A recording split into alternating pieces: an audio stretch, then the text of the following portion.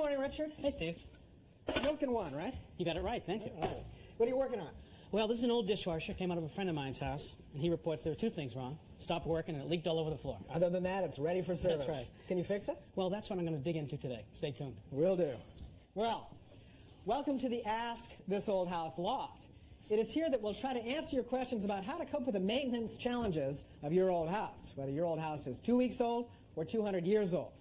Now, as you'd expect, we get thousands of letters every year from our This Old House viewers wanting us to come and take on their renovation projects. But since we only do 2 projects a year, the numbers are against you. Not so with Ask This Old House. You want to rehang an old door? How about reglaze an old window? Or you want to strip some paint? Don't be shy. Send us a letter. Send us an email. We'll try to answer your questions. And if you happen to be lucky enough to live within range of our cameras, wherever they are, we may just come and visit you at your home. So put the coffee on. We're excited. I might be crazy, but if I wasn't in the loft, I'd swear I was in Little Italy. I smell olives. Like olives? Yeah. This plastic barrel was once filled with the finest olives Italy has and sent to the United States. What are you doing with an olive barrel? You get some time later on, stop back, and I'll give you the whole story. All right. Well, from olives to the sound of cutting metal. Tom, what are you working on? I'm working on remaking a screen, Steve. An email was sent to us from Julia in Ohio. And she writes, I stored my window screens in my garage for the winter, and my husband backed the car right into them.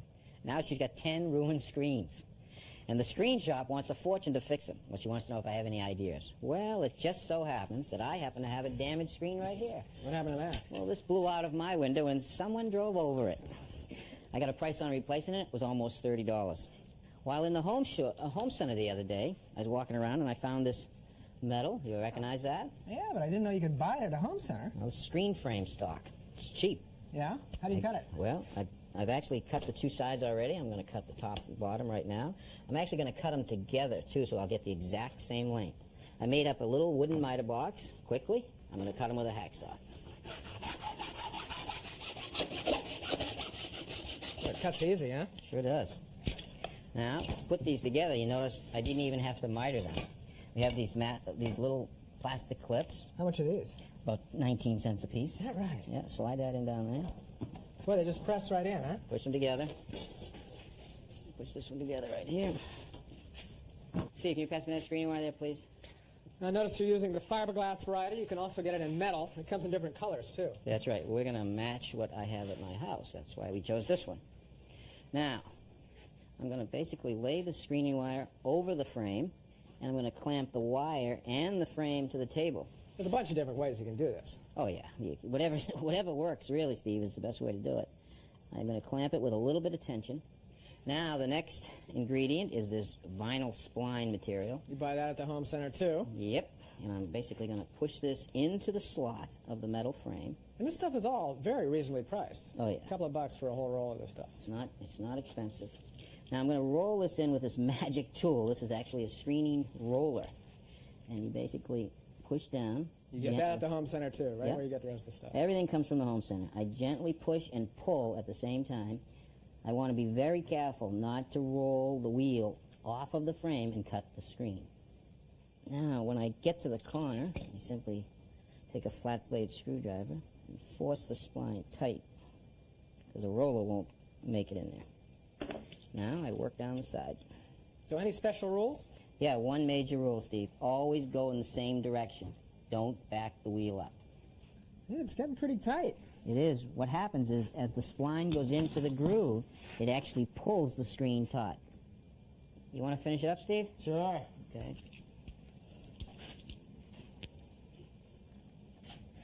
You don't have to press too hard. No, You just sort of work it in nice, there. gentle. You see, you can actually see the screen being pulled over that way as you roll it. It helps to put a little pull on the vinyl. Right, stretch it out, because then it comes back and it expands in there. Holds it nice. All right.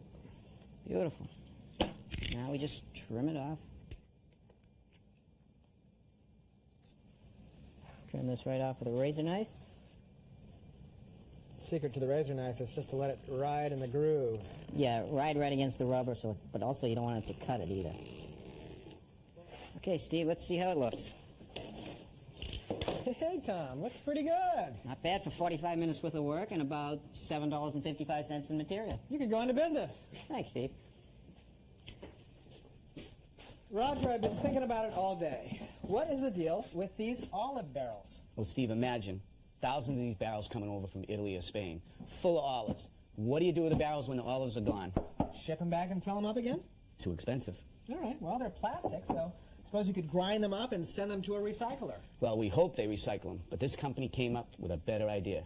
They turned them into rain barrels. Rain barrels. Bring this barrel over to the corner of your house where you have a downspout, insert this diverter, bingo.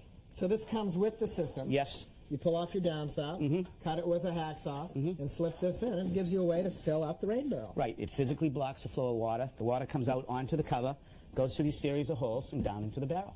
And these series of holes are small, so they eliminate leaves and things from getting in the barrel. It's safe. An animal can't get in there. Even a child couldn't get in there. So how do you get the water out? Well, they have two ways. The first way is you take your watering bucket and you just fill it from the spigot. Now, if you wanted to use a hose, you could raise this up on a couple of cinder blocks and attach a hose right here, bring it out to your garden and water away. Look, this is what, 50 or 60 gallons? Can you seriously water a garden with that little water? Well, the ingenious thing about this system, Steve, is they have the ability to put 2 or 3 barrels together. So you end up with 180 gallons of water. July and August comes around, that's a very valuable resource. And one little trick. You can take a burlap bag, fill it with manure, and suspend it into this water and make manure tea. Now, the whole time you're watering, you're going to be nourishing your garden as well. It sounds disgusting, Roger. Yeah, but just think how good it is for the plants. How much? Well, Steve, the whole system, $120 shipped to you. Great idea. Probably perfect for a small garden. Absolutely. Thanks for coming up with that one, Roger. Aren't you going to stay for tea? I hate tea. Well, Richard, you've had a chance to examine the patient. Will it live? Well, that's not clear, Steve. But what I've done is I've flipped this dishwasher upside down to be able to show it to you a little bit better. First place I look is right here. This is the fill valve. City water supply comes in through here into this plastic valve. Now, this is supposed to open and close whenever the dishwasher needs water. Yeah. I have a cottage up in Maine, and I just had to replace this. The part cost me $35. I guess what happened was that water was left in there over the winter, and the whole thing split apart. That's right. That's the common complaint. You do it yourself? Yeah, Good sure for I you. do. Yeah. Now, as you know, though, when that thing leaks, it leaks all over the place. Right. And until you turn the water off. The complaint we had was this thing only leaked when they ran the dishwasher. So that would suggest that maybe the seal around the door is gone. Yeah, that's one place. Let's flip it up for a minute. Now, on a dishwasher, the seal is not like on a washing machine. The dishwasher is really acting as a splash guard. As that arm goes around, we want to keep water from spraying out through the door. And if it was a bad gasket here, we would see the leak right down here at the front. Which we didn't. No, we saw it in the back. So that suggests something else. In this drum, underneath this wash arm, pull that. There's a motor underneath here with the spindle right here that the wash arm goes around on. There's a gasket underneath here. So we should look at that gasket. Yeah, let's flip it back one more time. Okay, so here's that motor underneath. And if you look, you'll see evidence of water that has leaked down here. And what it can do is, the seal can leak, but also if it leaks too much, it can wreck this motor. So we should pull this motor and see if we can replace that seal. That's right. All right, I've disconnected the last of the clips. The wires are pulled, and we've broken the connection. I'll flip it down. Now, as I push this thing through to you, open the door. You just catch the motor coming to you. Got it? You got it? Careful. All right. Let's put it up on the bench and see what we can see here. All right. So let's see what we find. All right, so here's the gasket that's making the watertight seal, and what you see right there, look at that. See how there's stains right there is indicating that it's been leaking down through this thing. See them? Yeah, there's one there. There's some back here, too. Right. So you can buy this part, presumably. Right, this is a gasket, see it? You'd have to get the right model number and serial number and go to the parts store and get that gasket. Well, Probably be $25, $30 for the gasket. So it's worth fixing. It could be, but Murphy's Law says we change this gasket, we get it all back together again after a weekend's worth of work or more, and then this 20-year-old motor fails a day later. So what you're trying to tell me, Richard, is for $450, go buy a new dishwasher. I think if it's this old, this thing's about 19 or 20 years old, you got to be careful. Well, let's put it in the recycling bin. Okay.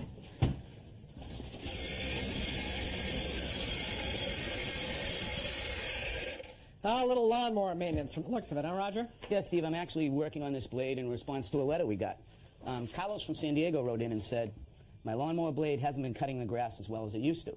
It may be time to sharpen the blade. What's the proper technique? And how often should a blade be sharpened? So how often should a blade be sharpened? Steve, I'd love to see you do it every 2 weeks. Gee, 2 weeks. I haven't done mine in 2 seasons. 2 seasons? Yeah. Your blade probably looks like this.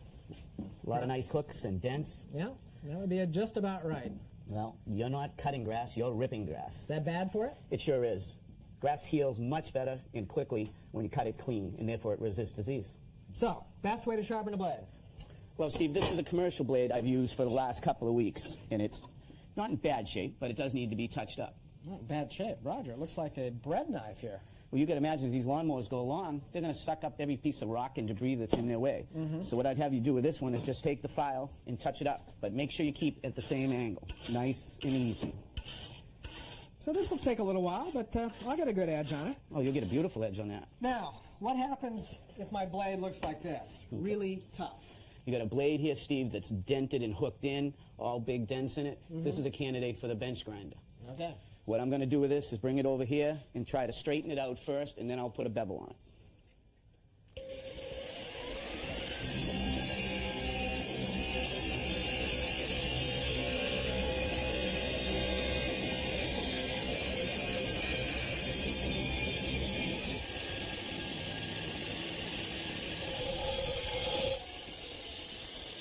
Well, it's straightened now, Roger, but it's dull.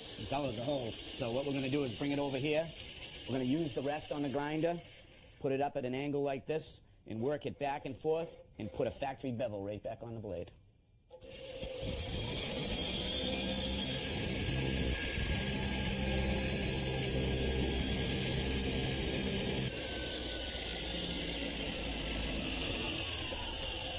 How's it look, Roger? Steve, I'm impressed. That's a really nice job. Well, thank you. One more step in the process. I have a little plastic balancer. Costs about $3.60. When we put the blade on this, it's going to show us if it's equal in weight. Yeah, it's a little bit Heavy on that end, okay? So Oh, is what that bad? Yeah, think about this turning underneath the mower, going around, and if it's out of balance, it's going to put excess pressure on the engine and the crank, and that's a problem. So I want to take a little bit off the heavy Just a end. little on that far edge. Good.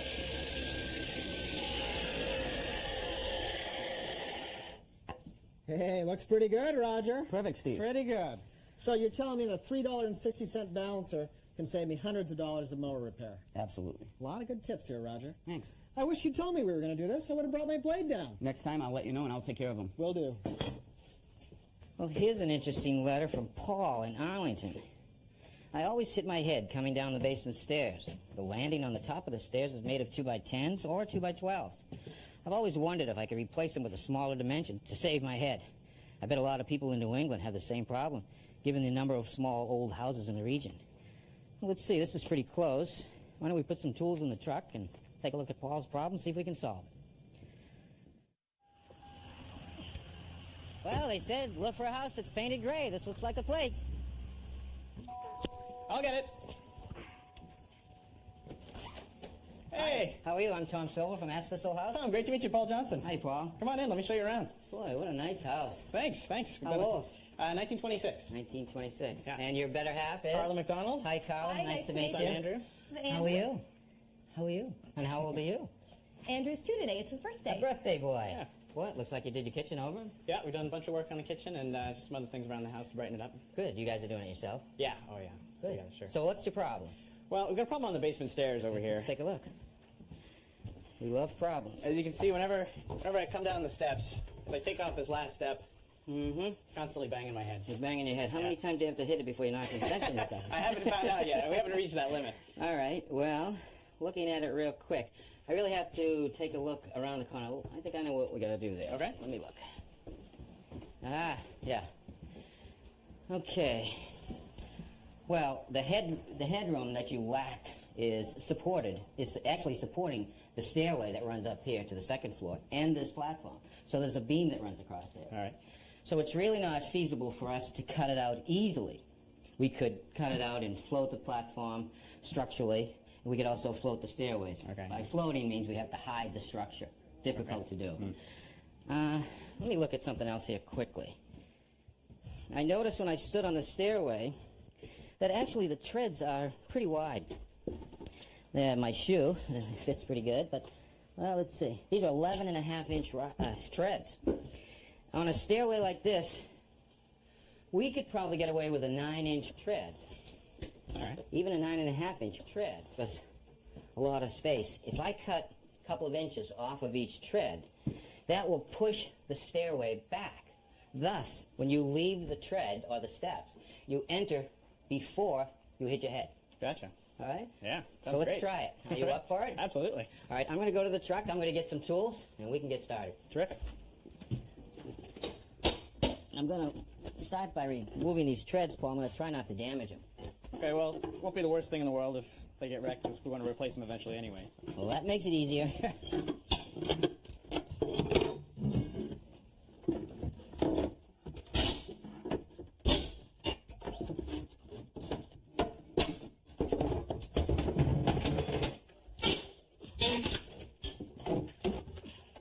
Well, Paul, so far no surprises. I like that.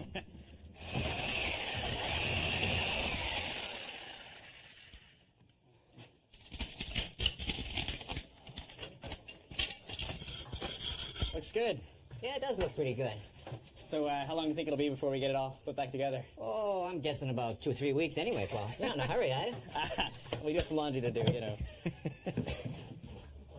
Now, Paul, if I know my run and my rise with a little bit of math, I lay it out with my frame and square, and I just keep marking it.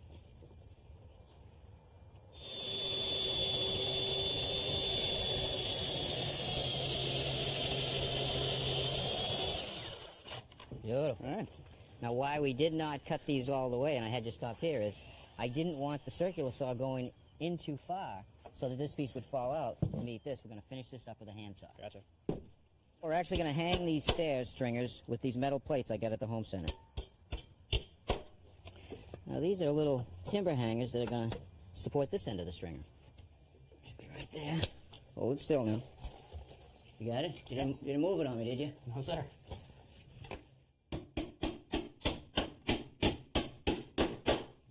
All right, Paul, let me check it. Okay, good. It's got to come up just a hair. All right, duck out of there. I'll come down. I got the stringer. Just move that ladder for me. Okay. Ooh, I like that. There you go. What do you think of that hanger, huh? All right, it's great how you use those to pick up the load. Makes things a lot easier. And stronger. Yeah. Okay, Paul, you want to try him? Yeah, let's go. Walk down the center stringer and be careful. All right. Hey, look at that. You didn't Perfect. hit, you didn't hit your head? Not at all. Plenty of room. Thanks. That's what I like to That's hear. great. Paul, give me that There you go. second riser there. Okay, and all we're going to do is lay the risers in, tack them off, put the old tread back on for now. All right. So we ripped down the old treads to the new dimension, and they fit fine. Okay, Paul, we've tacked a lot of the old parts back because you said that you wanted to put new oak treads on. You got to patch the wall. You got to put this trim detail on here. Sure. But you're in pretty good business. Oh, absolutely. All right, a little project for the weekend. Yeah. Why don't you give it a try? Sure. All right. Good coming up. Yeah, no, didn't bump your head then. Here we go. Oh, yeah. You got room to spare. Absolutely. Try it again. Yeah. Oh, plenty. Don't look up, look down like you would. Yeah, I know. There you go. That's perfect. Inches to spare. Thanks a lot, Tom. My pleasure. It was a lot of fun working with you. That was great. Good Tom. Paul was a good sport. He's one happy camper. We knocked a little sense into him, but he took it all right. Hey, Tom, I love the way you laid out with a rise and a run with a framing square, fast and accurate. Very fast, Roger. When I think of stair stringers, I measure them 30 times, cut them 4 times, and still wrong. Don't you hate that? So what is the ideal architecture for a stair? It's simple math, Steve. Think of it this way. Your rise and your run should add up to 17 inches. So if you have a rise of 7, you got to have a run of 10. Correct. Rise of 8, you shorten it by 1, it's 9. You got the math, that Steve. simple? It's that simple. But remember, the stair tread should never be less than 8 inches. It's now an unsafe stair. Boy, that's great to know. So it's amazing how fast the half hour went. It was a lot of fun. Richard, what are you doing next time? I thought I would put together a toolbox of plumbing tools that the homeowner should have. Great idea. That's great for me because I never have the right wrench for the job. It's all about the tools. Roger, how about you? Steve, we've got about 10 emails on how to repair hoses, so I think I'm going to concentrate on that next. So the hose is still good, but the ends are trashed. Exactly. Man, I got about 10 of them in my garage. I'm going to bring them all in. Bring them down. Tom, what about you? I'm going to hit the road again. I'm going to try to save the marriage. We do that? Absolutely, we do it all. So remember, folks, if you have any questions, write us a letter. Email us. We may show up at your house. And if these guys can't answer the question, you don't want the answer. Can you guys come to my house? No way. forget Been there, it. done that, Forget it. forget I'm it. not going. So until next time, I'm Steve Thomas I'm Richard Thuy. I'm Roger Cook. And I'm Tom Silva. for Ask This Old House. Yes! Email your questions to askthisoldhouse at pbs.org or write to us at Ask This Old House, care of This Old House Magazine, 1185 Avenue of the Americas, New York, New York, 10036. We look forward to hearing from you.